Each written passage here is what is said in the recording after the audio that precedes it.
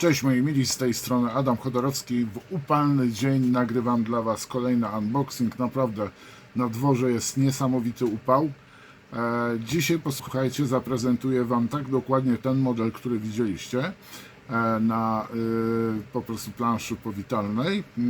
Bardzo dawno nie było nowego modelu od ukraińskiej firmy Roden w skali 1,72. Nie było żadnego pojazdu. No i mamy wreszcie długo oczekiwany tak naprawdę model, bardzo proszę. Jest to Borgward B3000S, czyli ponad 3-tonowy samochód ciężarowy, produkowany właśnie w fabryce Borgwarda. Ciężkie to jest do wymówienia. Jest to, posłuchajcie, nazwisko oczywiście, i ten model był produkowany, bo to jest model S, czyli 3127 kg mógł udźwignąć, taki tonaż miał ten samochód i był produkowany od 1942 roku do 1944, ale o tym wkrótce. Powiem Wam, że długo oczekiwałem na jakąś inną ciężarówkę. Lukę braku ciężarówek doskonale wypełnił nam polski producent, że mówię tutaj o firmie IBG Models, no i oczywiście też ukraińska druga firma, mówię tutaj o firmie AC, czyli ACE, która również nam doskonale wypełniła tam lukę. Obie firmy troszeczkę się pokryły w niektórych modelach, jeżeli chodzi o IBG i AC, ale nie wyprodukowały tych samych modeli, takich toczka w toczkę. Oczywiście chciałbym Was zaprosić na krótki rys historyczny bohatera dzisiejszego unboxingu, no i oczywiście na unboxing, co znajdziemy w pudełku. Ja jeszcze powiem Wam, nie zaglądałem, nie wiem jak te ramki wyglądają, więc będziemy razem albo bardzo mile zaskoczeni, albo lekko rozczarowani, albo mogło być lepiej. W każdym razie zapraszam Was najpierw na rys historyczny, następnie na unboxing i na końcu moje podsumowanie. No i kilka słów na temat bohatera dzisiejszego unboxingu. Borgward B3000 był średniej wielkości samochodem ciężarowym produkowanym przez niemieckiego producenta firmę Borgward GmbH w latach 1941-1944 w zakładach Bremie Sebelbrick. W 1940 roku niemieccy producenci ciężarówek otrzymali polecenie ograniczenia liczby różnych modeli, aby skoncentrować się na produkcji uproszczonych, standardowych ciężarówek o ładowności około 3 ton. W 1942 roku rozpoczęto produkcję tzw. standardowej ciężarówki i była nią 3-tonowa ciężarówka o oficjalnym oznaczeniu Borgward B3000S0 z silnikiem benzynowym o pojemności 3 litrów 70 ml i mocy 78 koni mechanicznych oraz Borgward B3000SD z silnikiem wysokoprężnym o pojemności 5 litrów i mocy 75 koni mechanicznych, oba z 6 cylindrami. Aby oszczędzać surowce, ciężarówki zostały później jeszcze bardziej uproszczone poprzez działania jak rezygnacja z rąbowego znaku Borgwarda na kratce chłodnicy lub zastąpieniu stalowej kabiny standardową drewnianą kabiną ciężarówki Einheitsführerhaus. Wehrmacht był bardzo zadowolony z modelu B3000, był jednak pojazdem tylko i wyłącznie wystarczającym, ale lżejszy Opel Blitz V3000 okazał się lepszy. Oprócz ciężarówek firma Borgward produkowała również inne pojazdy wojskowe, w szczególności półgąsienicowy pojazd SDKFZ-7, następnie produkowano opancerzony pojazd półgąsienicowy SDKFZ-251 oraz transporter Borgward 4, ale o nim trochę później.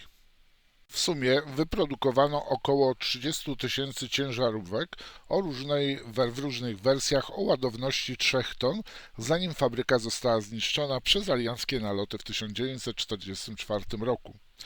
Borchardt B3000 był produkowany w latach 1938-1944, a następnie uruchomiono produkcję pod nadzorem wojsk brytyjskich w latach 1948-1950. Borchardt B3000 był produkowany w trzech wariantach. W wariancie S w latach 1942-1944 i ładowności 3 ton 125 kg.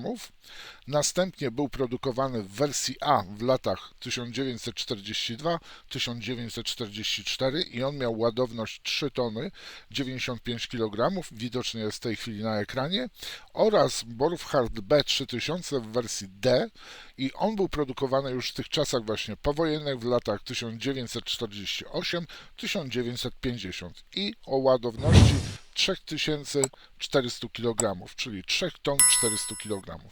A teraz zapraszam oczywiście na unboxing. No po krótkim rysie historycznym mam nadzieję, że jesteście zainteresowani bardziej tym modelem. Zaraz będziemy oglądać ramki. Tak prezentuje się Artbox. Powiem Wam, że taki horror delikatny. Jak zobaczyłem pierwszy raz ten Artbox, nie było żadnego napisu, niewielki ten Artbox był i tak, kurde, o co tu biega, tak? Więc poszukałem sobie automatycznie najpierw w internecie, następnie zauważyłem, że mam taką książkę o samochodach niemieckich ciężarowych, no i rozpoczęła się, no i tak powstało moje zainteresowanie tym modelem.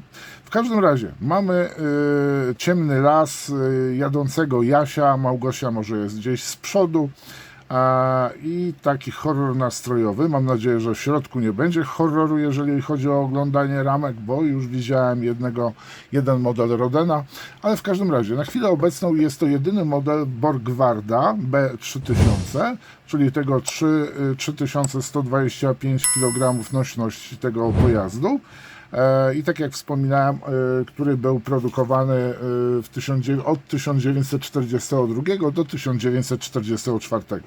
Co na pudełku znajdziemy jeszcze? Malowania i piękna sprawa, proszę bardzo, Tunezja, 43 rok. Mamy też Odessę, czyli mamy front wschodni, 43 i bardzo też ciekawy, nieznana jednostka, ale w każdym razie jest to Norwegia, 42 rok. Tutaj mamy w różnych językach informacje na ten temat. Brakuje mi trochę polskiego. No dobra, okej. Przeżyjemy, damy radę. Nie takie rzeczy przeżywaliśmy. Pudełko z zewnątrz jest miękkie, otwierane do góry. No właśnie, do góry. Matko Boska, jak to się otwiera? Otworzyłem. No i mamy woreczek z częściami. Mamy również instrukcje. No i tylko mamy, posłuchajcie, instrukcje. Gdzieś powinny być kalkomanie, z tego co widziałem na marnych zdjęciach od Rodena, gdzieś kalkomanie. I nic więcej, powiem Wam. O, mamy kalkomanie. Odłożę. I teraz troszeczkę o instrukcji. Mamy tutaj, na razie widzę w 3 językach, informacje o tym modelu. I czy tutaj troszeczkę więcej informacji znajdziemy? No, powiem Wam, jest trochę tych informacji. Mamy dane techniczne oczywiście i następnie mamy to, co znajdziemy w pudełku, czyli mamy raz, 2, 3, 4, 5 ramka. Piąta ramka to jest ta najmniejsza i z oszkleniem. Mamy sugestię użycia, sugerowaną firmę produkującą farby, żeby to powiedzieć. Jest to oczywiście hiszpańskie Vallejo. No i dość czytelne. Powiem Wam, że jest to czytelne. Poszczególne etapy sklejania. No widzę, że tutaj jeżeli chodzi o kabinę, to będzie tego sporo, tych elementów, ale dam radę. No widzimy, że tak, z kilku elementów mamy silnik, znamy to skądś, pamiętajcie, kabina też z kilku elementów, następnie skrzynia, bak, skrzynię pod skrzynię załadunkową, no i następnie sklejamy sobie kolejne etapy. Tutaj na przykład mamy wkleić rurę wydechową i wał również napędowy. No i ciekawe, czy ta kolejność sklejania nie przysporzy nam problemu, jeżeli chodzi o wklejenie rury wydechowej. Następnie budujemy skrzynię, a nie jest ok, powiem Wam. Dobra, tylko że tutaj jest pokazane, że tu mamy silnik już wklejony, tak jakby odwrotnie były. Nie, bo są dobrze zrobione. To jest 15, to jest 16. I tu, znając życie, trzeba będzie najpierw dobrze do ramy wkleić silnik, dopiero całą resztę później zobaczyć, jak wkleić rurę wydechową i dopiero brać się za kolejne elementy. Następnie mamy, proszę bardzo, 17 krok. No i tutaj całą resztę przyklejamy, praktycznie już kończymy model. Mamy też koło zapasowe, a na ostatniej stronie mamy malowania, jak i również tutaj już po złożeniu całego samochodu przymontowujemy następnie skrzynię razem z plandeką. Dobrze, to mamy instrukcję. Strasznie dużo tego nagmatwane tam jest. No i teraz posłuchajcie, kalkomania. Kalkomania, proszę bardzo, wygląda tak. Nie jest to może jakiś wysokich lotów kalkomania, ale w każdym razie fajnie, że mamy tutaj czerwone kropy imitujące światła tylne, odblaskowe i 2 stopy. Powiem Wam, lepiej będzie pomalować dodatkowo. Druk, jest bardzo cienka ta kalkomania, więc najprawdopodobniej trzeba będzie uważać przy nakładaniu. Jest ok, ale no nie jest to jakiś high level. Bum. No i teraz wejdziemy sobie do ramek. Bardzo proszę, ramka A jak Adam. I na pierwszy rzut oka wszystko wygląda ok, ale jak się bardziej przyjrzymy, no to powiem Wam, troszeczkę mi to shortrunem zalatuje. Jest trochę nadlewek, albo ja mam jakieś omamy. Nie no, są nadlewki. Powiem Wam tak, są nadlewki, więc teraz, drogi kolego Robercie, jak widzisz teraz Rodena, no to i oglądałeś ostatnie 2 unboxingi od firmy AC, no to widzisz teraz, jaki jest progres w AC. Tutaj, no powiem Wam, troszeczkę się zawiodłem, jeżeli chodzi o jakość. Będzie sporo szlifowania po prostu. Jeżeli chodzi o detal, jest całkiem przyzwoity. Jeżeli chodzi o składanie, to bardzo proszę nie pytać się mnie na tym etapie. Opla z Rodena skleiłem. Tutaj widzę, jest zupełnie inny plastik teraz użyty, ale też są Holender nadlewki. Powiem Wam, to mi się nie za bardzo podoba, ale jeden z modeli przeznaczam dla siebie. To są w ogóle pierwsze wypraski tego Borgwarda, więc ja bym się łapał. No jeżeli chodzi o maskę, o przód, to powiem Wam, słabo to wygląda.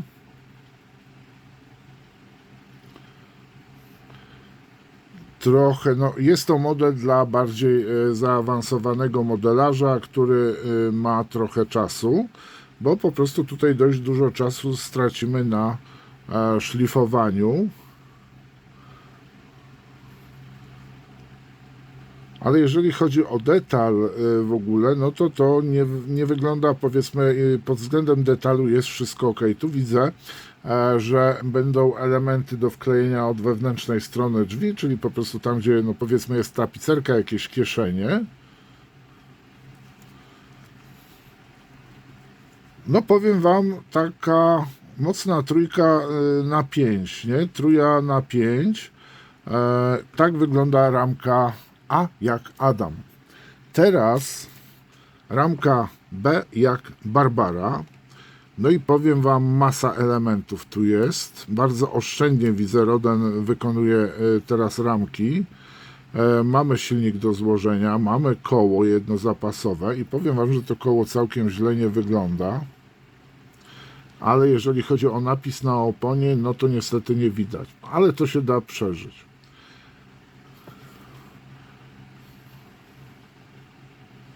Bardzo ciekawy model, więc osoby, które interesują się niemieckimi ciężarówkami, no w ogóle ciężarówkami z okresu II wojny światowej, to tak naprawdę to jest jeden z podstawowych, będzie na pewno takim modelem, który ich zainteresuje. Ale tak jak mówię, wymaga ten model włożenia trochę pracy.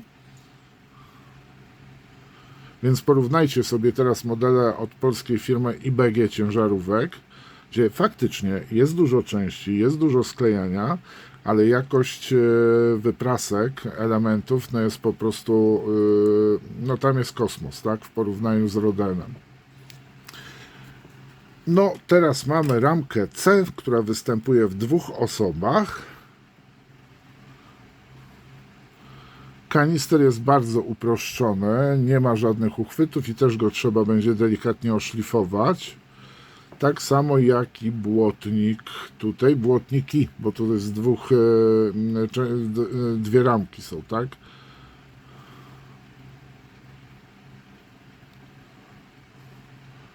No powiem Wam, tak jak mówię, po ostatnich unboxingach modeli samochodów w 7.2, jeżeli chodzi o samochody wojskowe z okresu II wojny światowej, no to tu mnie trochę tak,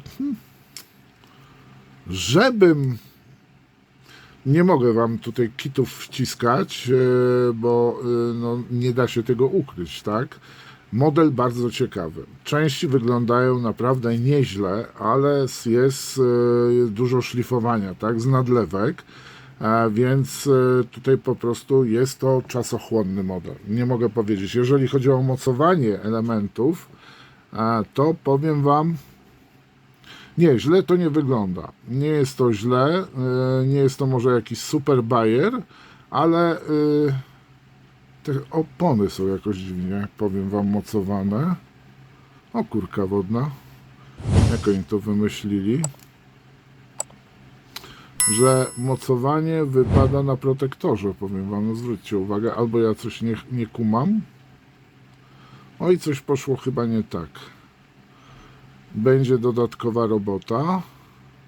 Chyba się chłopcy pomylili stronami i zamocowali, bo zwróćcie uwagę, od wewnętrznej strony, gdzie można sobie przyszlifować, no jest na krawędzi montowane, a opona jest miejscem, w którym są mocowane ramki.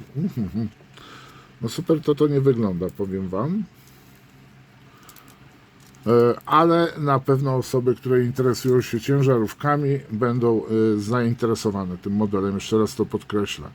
No i tutaj mamy oszklenie i powiem Wam, że to oszklenie, no są dość duże, gruby plastik, ale jest on transparentny. Może nie jest to, tak jak Wam ostatnio pokazywałem, na przykładzie modelu Heinzla samolotu, tam gdzie pokazywałem Wam oszklenie kokpitu niemieckiego myśliwca odrzutowego jednosilnikowego, no to tutaj nie jest tak dobrze. Są one tak jakby delikatnie fogiem zaleciały, ale tragedii nie ma, wiecie co? To była ostatnia ramka.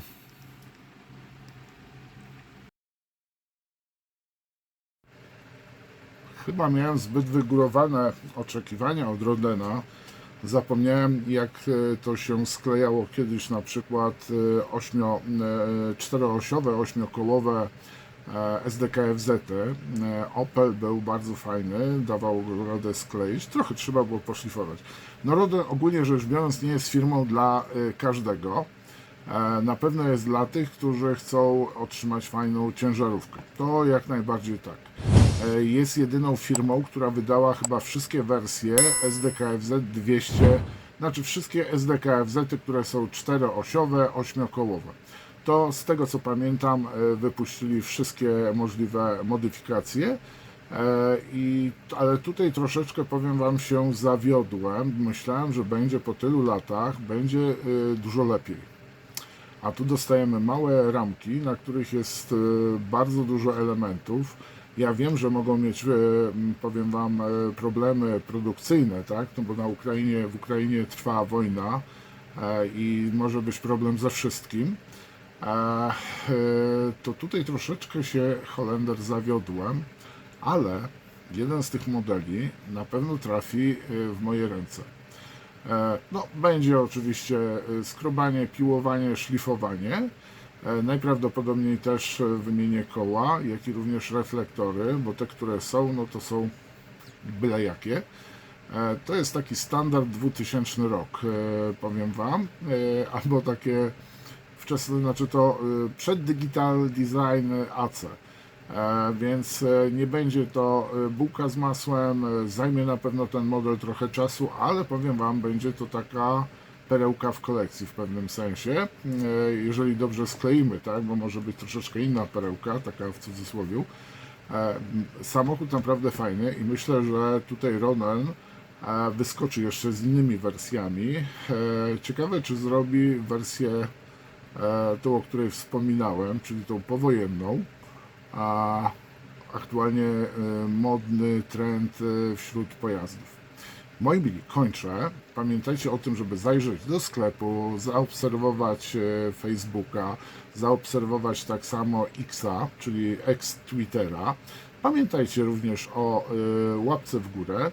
Pamiętajcie, jeżeli nie jesteście jeszcze subskrybentami, o zasubskrybowaniu kanału, jak i również o wybraniu dzwonka, żebyście dostawali wszystkie powiadomienia. Czyli po prostu krótko mówiąc, raz, dwa, trzy.